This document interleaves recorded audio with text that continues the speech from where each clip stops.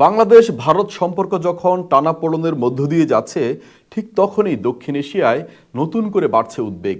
একদিকে পাকিস্তান প্রকাশ্যে বাংলাদেশের পাশে দাঁড়ানোর বার্তা দিয়েছে, এমনকি ভারতের বিরুদ্ধে মিসাইল হামলার হুমকির কথাও উঠে এসেছে।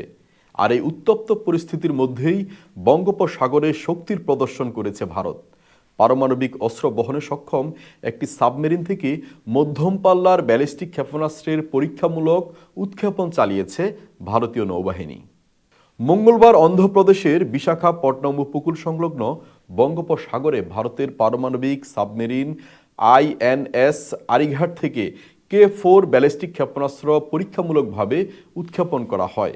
ভারতীয় প্রতিরক্ষা সূত্রের তথ্য অনুযায়ী এই ক্ষেপণাস্ত্রের পাল্লা প্রায় ৩,৫০০ কিলোমিটার, যা নির্ভুলভাবে দূরবর্তী লক্ষ্যবস্তুতে আঘাত হানতে সক্ষম। উল্লেখযোগ্য বিষয় হল, K4 ব্যালিস্টিক ক্ষেপণাস্ত্র ২০২৪ সালের ২৯শে অগাস্ট ভারতীয় নৌবাহিনীতে আনুষ্ঠানিকভাবে কমিশন করা হয়েছিল।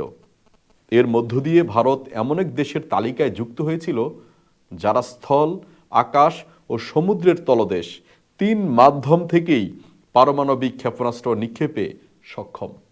প্রতিরক্ষা বিশ্লেষকদের মতে, ভূমি থেকে উৎক্ষেপণযোগ্য অগ্নি 3 ক্ষেপণাস্ত্রের পর K4 হল ভারতের সবচেয়ে দূরপাল্লার কার্যকর ক্ষেপণাস্ত্রগুলোর মধ্যে একটি। এই ক্ষেপণাস্ত্রটি প্রায় ২.৫ টন ওজনের পারমাণবিক ওয়ার হেড বহনের জন্য তৈরি। বাংলাদেশকে ঘিরে আঞ্চলিক উত্তেজনার প্রেক্ষাপটে বঙ্গোপসাগরে এই ক্ষেপণাস্ত্র পরীক্ষা দক্ষিণ এশিয়ার নিরাপত্তা পরিস্থিতিকে নতুন করে আলোচনার কেন্দ্রে এনেছে। জনমনে প্রশ্ন, এটি কি কেবল নিয়মিত সামরিক পরীক্ষা নাকি কূটনৈতিক বার্তা? আপনি কি মনে করছেন?